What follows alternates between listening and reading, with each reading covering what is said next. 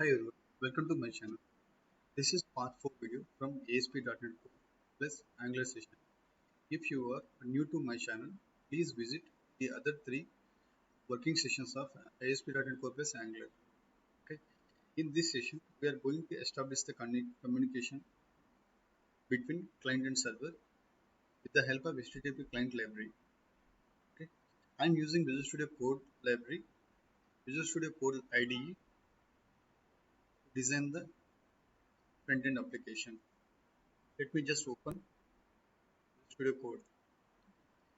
In our previous videos, we were able to see, like we discussed about how to hook the HTTP client library to get the information from the server. And in our last video, we have seen how to handle the submit method and how to handle the create of employee and delete of an employee. In this video, we will see how to make HTTP calls for delete and update an employee. Okay, if you observe this clearly, we are using HTTP client library to establish the communication between client and server. Okay. The syntax is just we need to follow uh, as suggested by the get extension method. For example, if you click on F2, it describes as the what are the required parameters is it's expecting. Get is expecting URL. This is nothing but the server URL, and options contains headers. For example, if you are authenticating URL with the HTTP with the bearer token and all, we need to pass all our options through headers.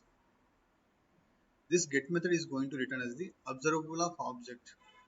Okay, observable of object. In few minutes, we'll discuss about what is this observable and how to segregate this,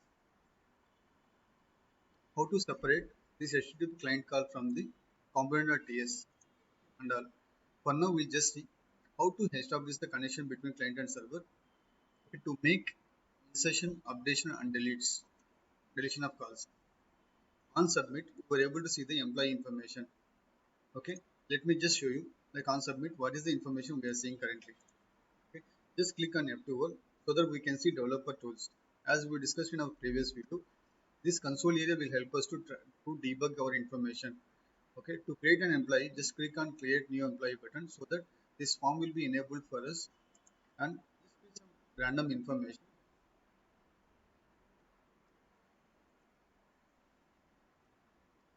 Salary is 3000 and he belongs to IT department. If you click on submit, we can see the user input parameters. The department name is IT, employee name is Ramu, salary is 3000. In our previous video, we have seen the post method. If you observe here, insert employee method is expecting employee information method, employee information object. If you click on this F2, which contains the 4 parameters, employee ID, employee name, salary, and department. Employee ID is the primary key, which we no need to pass to the database to insert an employee. Okay, let me go back to our page. Okay, now we are able to see the user input data in the console. What we need to like, we just need to establish a communication from Angular to server. Okay, to do that, as you observe here, to, to get the list of employees information, we have a get method the same way. We have a post method to deal with the insertion operations. Okay, if you hover on it, first we need to pass the URL, comma, body nothing but employee information, comma, options. If you are having any HTTP attributes, HTTP header attributes, we'll pass through options. Now, we are mainly targeting about the URL, comma, and the information which we need to pass to the server. The URL is common for even post method as well.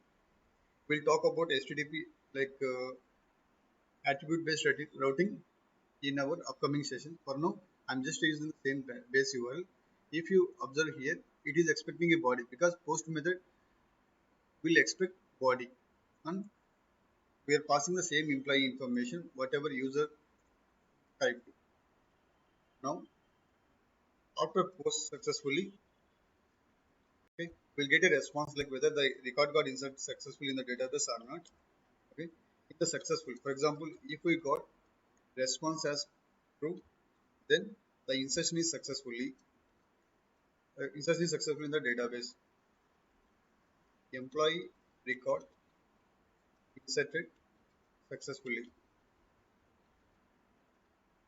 Okay, let me just see this whether it is working or not. And the same way I will show you in the network tab how can we test, like how can we see whether we are passing the correct information to the server or not. Okay, the syntax is very simple. We just need to use HTTP client library, and we have a post method. It will expect base URL, employee information object, comma. If we have any HTTP headers attributes, we can pass with the commas. Like if you put one comma, we can see options as well. Now we are not having any. The server is not expecting any HTTP header attributes. That's the reason I'm not passing anything. Okay, on subscription, okay, I'm going to get some response. The response nothing but what are the return type we are having for the insert employee method. If you observe here, this insert employee method will return as the, if the context is saved successfully, then we'll get true. If we see any exception, then we'll get false. Okay, on the success response, we just need to show the alert to the user, the employee record inserted successfully. Okay, let me go back to our UI page. Okay,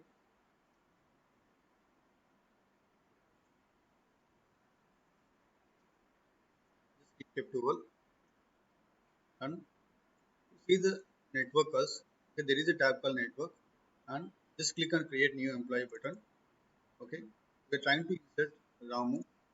Salary is 1000 and he belongs to IT department. If you click on submit, we can see, okay, we can see a request made successfully to the server with the base request URL.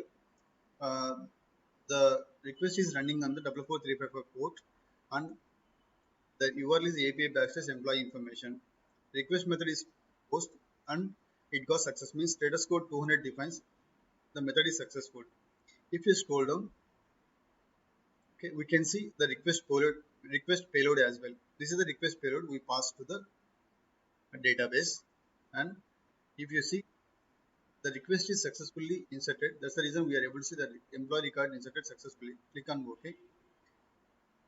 Now we are not seeing the inserted record in our table.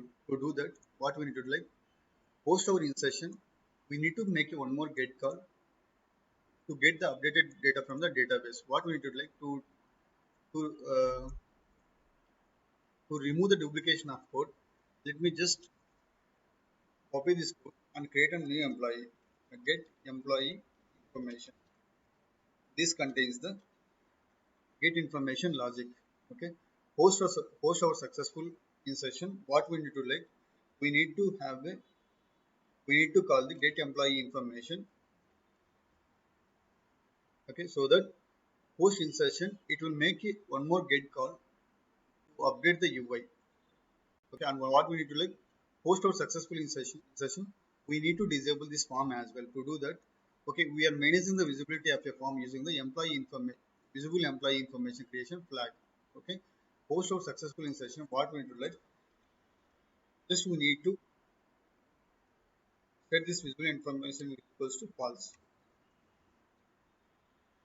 Okay, let me test this scenario. Just refresh it.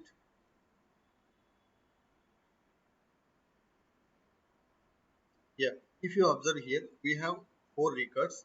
Now we'll try to create one more record.